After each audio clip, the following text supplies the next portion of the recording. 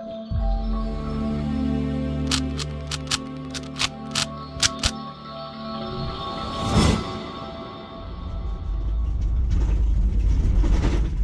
good morning. It is a beautiful Wednesday morning. It is the 20th of May, 2020.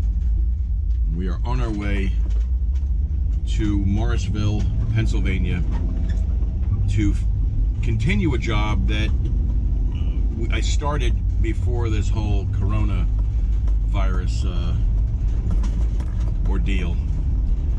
So there was a hole in the ceiling of the entry that I hatched already. I only got one coat of, I think the taping coat maybe on, and now it needs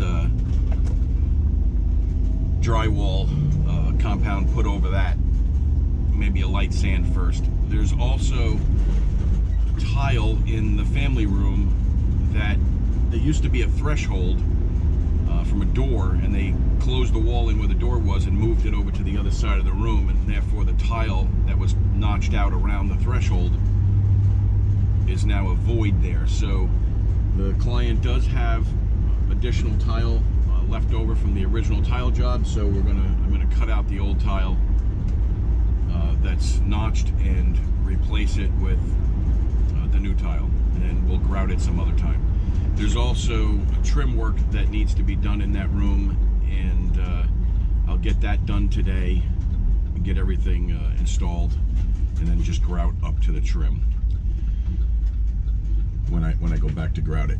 So right now we gotta wait probably on a dreaded line at Home Depot with our masks on, like a bunch of kids waiting to get on a roller coaster at Six Flags or something.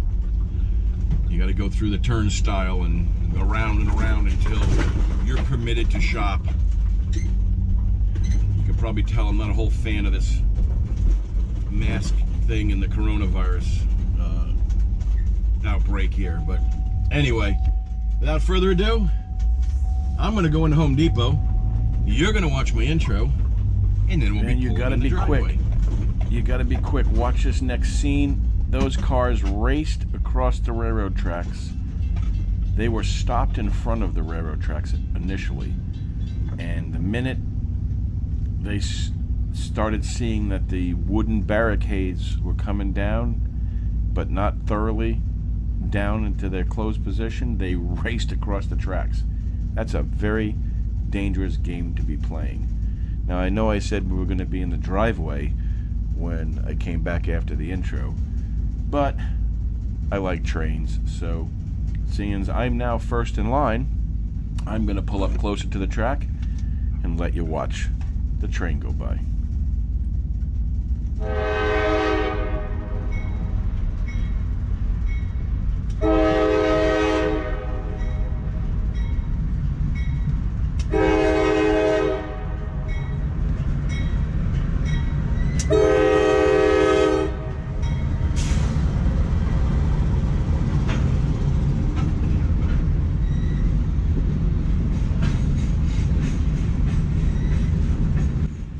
Just want to give you a brief history of this job.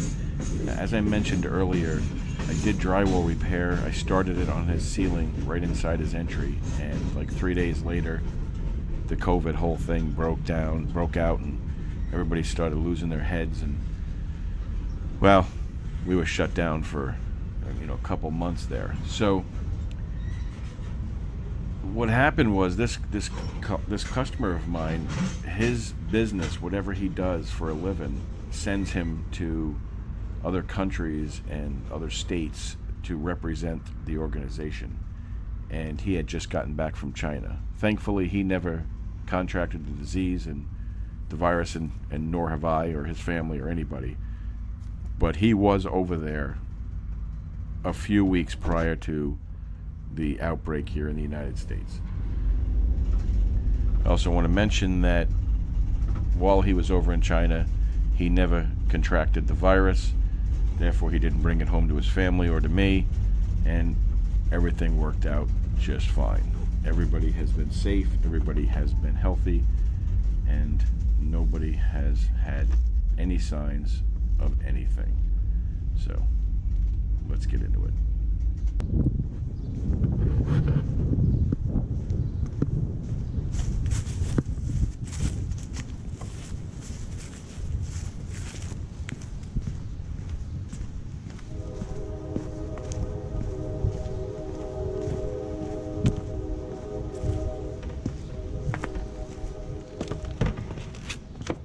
Alright, so there used to be a double sliding door here, and they took it out and put this window in over the sink, moved their kitchen around.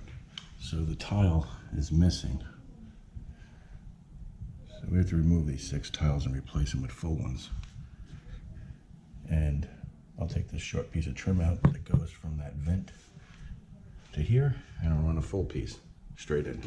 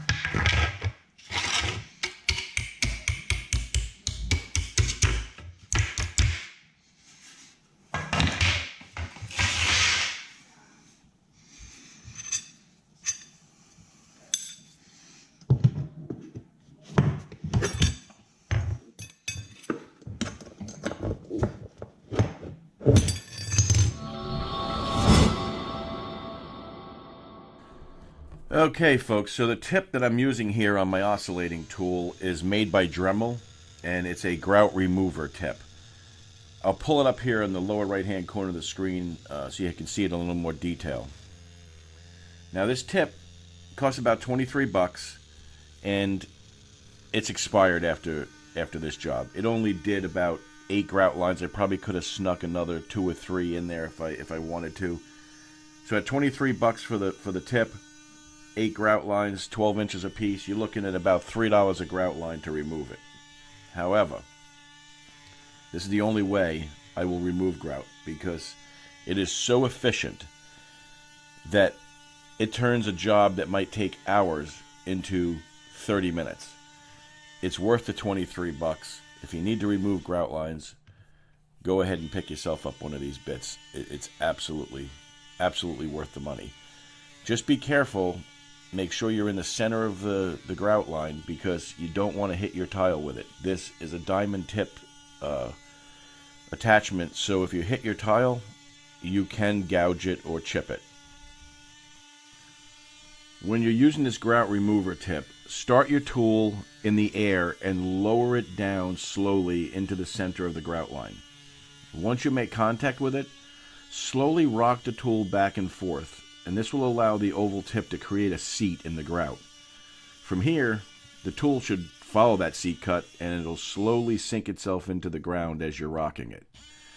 Once you feel that tip has reached the bottom of the grout line and it's starting to hit the substrate, you have to remove the Pica grout that remains between the 2 oval cuts. Let me show you in an animation I made what I'm talking about.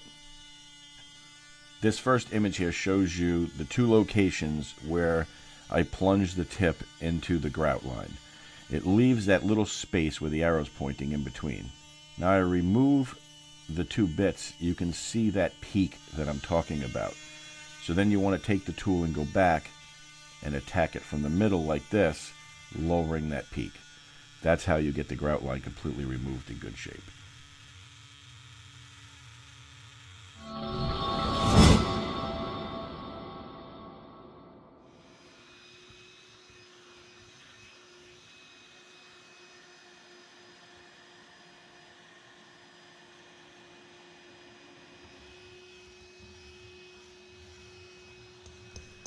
Now, I know everyone doesn't wear PPE. You know, personal protective equipment, gloves, dust masks, safety glasses, knee pads. I will forewarn you, the shards of broken tile that chip off of here are as sharp as razor blades. And those chips can fly 20 feet or more. So if you're going to skimp on any PPE, it shouldn't be with your safety glasses. And you really should have gloves on too. Here's a real good tip for you. Sometimes if the tile you're chipping out becomes rounded on the edge, almost like the way land tapers down into a lake, you know, it's not easy to get your chisel under that. It wants to slide up the ravine a little bit, if you know what I mean. You can instead punch 3 holes through the tile and try chipping it out from the center of the tile. That's what you see me doing here. I'm punching holes in the center of the tile and then working my way from the center out. Now this method will give you a new edge to work from, because it's very difficult to get that rounded end where it tapers down to be square again to line your chisel up with the underside of the tile. Now, you should have several different sizes of chisels and punches if you're going to embark on doing this job. And I'll tell you what I recommend. I recommend at least 1 punch, 3/4 inch chisel, and a 2-inch chisel. Because this way you can fit almost every situation that you need to. And you can even purchase masonary chisels now that have this protective orange shield on them that helps in reducing how many times you smack your hand with the hammer in a day. And you're going to see me using those chisels coming up. Because what I'm doing right here, if I miss, I smack my knuckle. And nobody likes smacking their knuckle.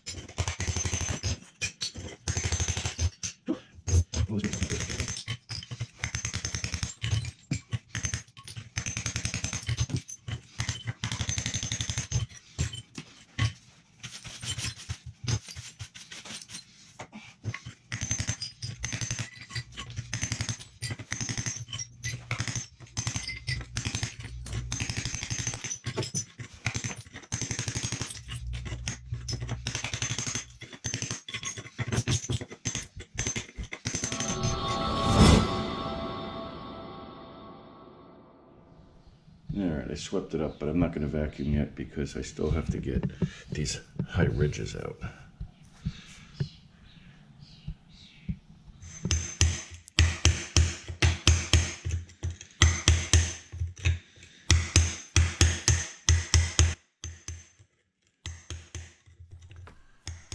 So if you look closely, you'll see that I'm removing all of the high points.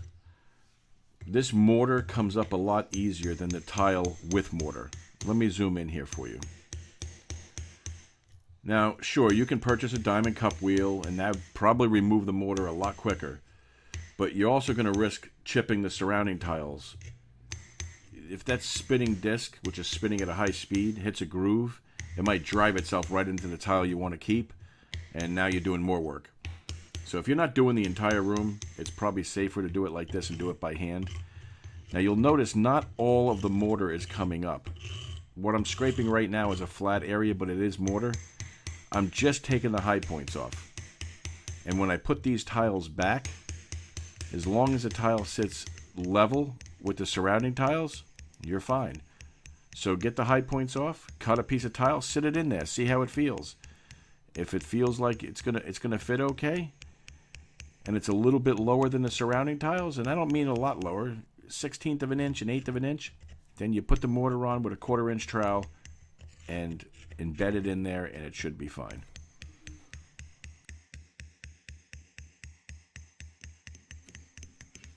How long does a job like this take, Mr. Bob? I mean, you've been at this for a while now. Good question, Oscar. That was a good question. I'm sure the viewers at home would love to know how long a job like this takes. So that's a good question. Well, my answer: an afternoon. It should take you an afternoon. Now, I cut the grout lines, I broke the 6 tiles out, and I cleaned up. And then I removed the mortar, and I cleaned up again. And this time I swept the entire room because the shards of broken tile went flying everywhere. This entire job, beginning from the first moment I plunged the grout removing bit into the grout line until the time I laid the final new tile in its permanent location, was about 3.5 hours. And that is not counting regrouting it, as I'll do that on my next visit. So about 3.5 hours for these 6 tiles.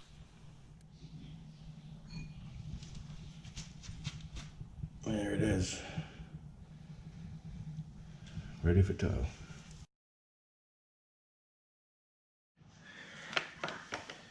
Alright, I got all the tiles cut.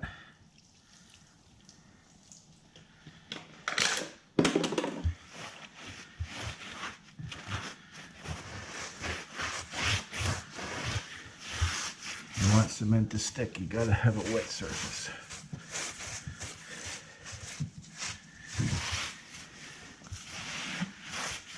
Like so.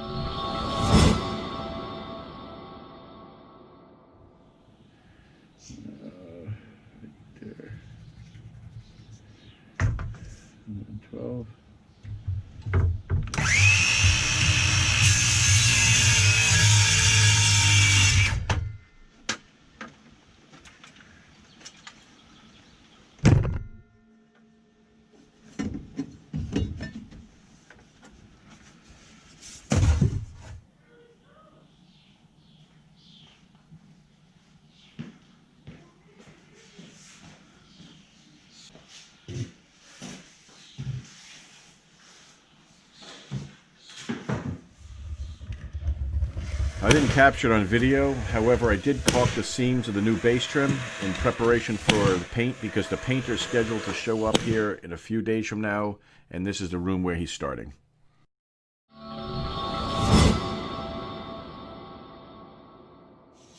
That's just to keep the grout from getting onto the new paint job.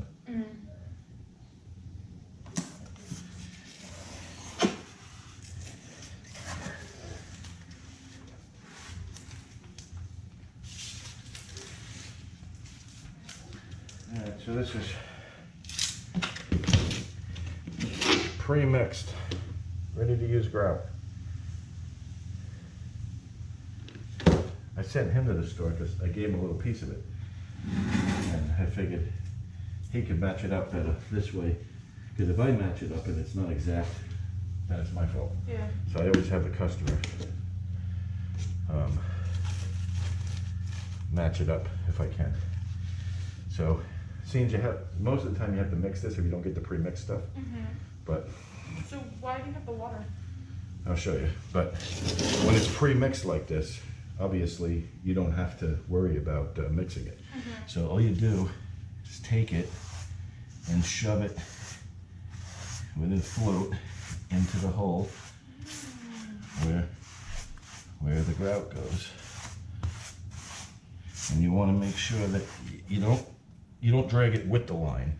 You go across it on an angle. Because that makes it so that it doesn't pull it back out. So you go The opposite. opposite or against it, yeah. So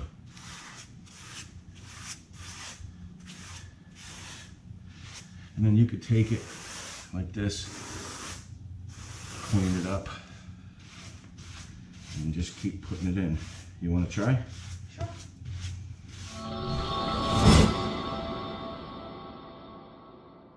Yeah.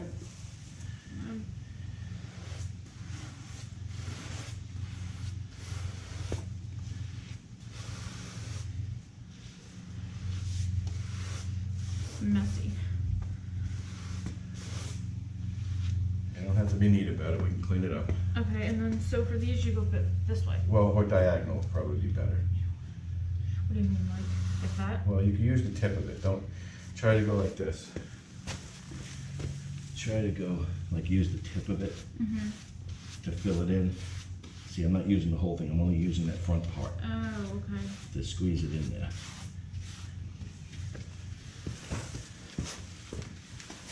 Use the whole part when you want to clean the floor up, but then you still have to go on an angle.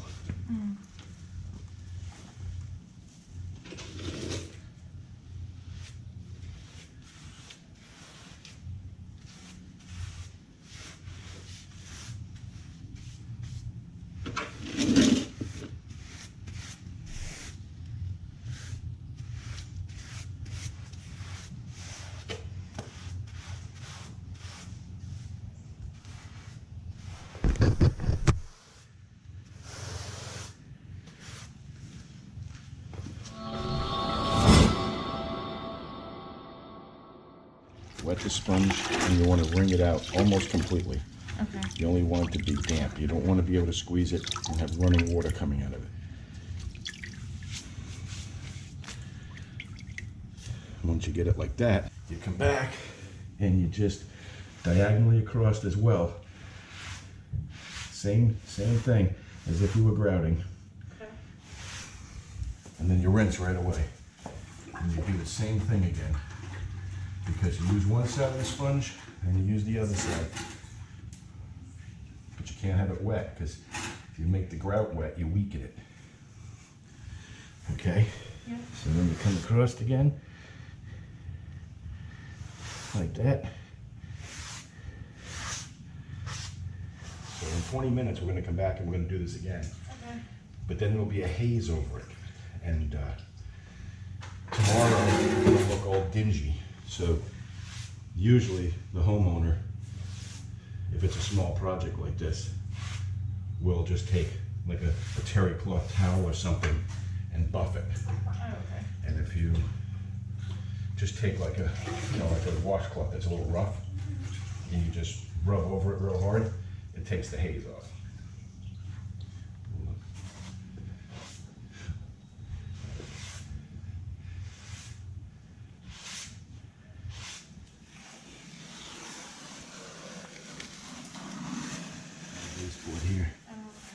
just make sure that there's nothing right along the baseboard that stands out like a sore thumb, you know.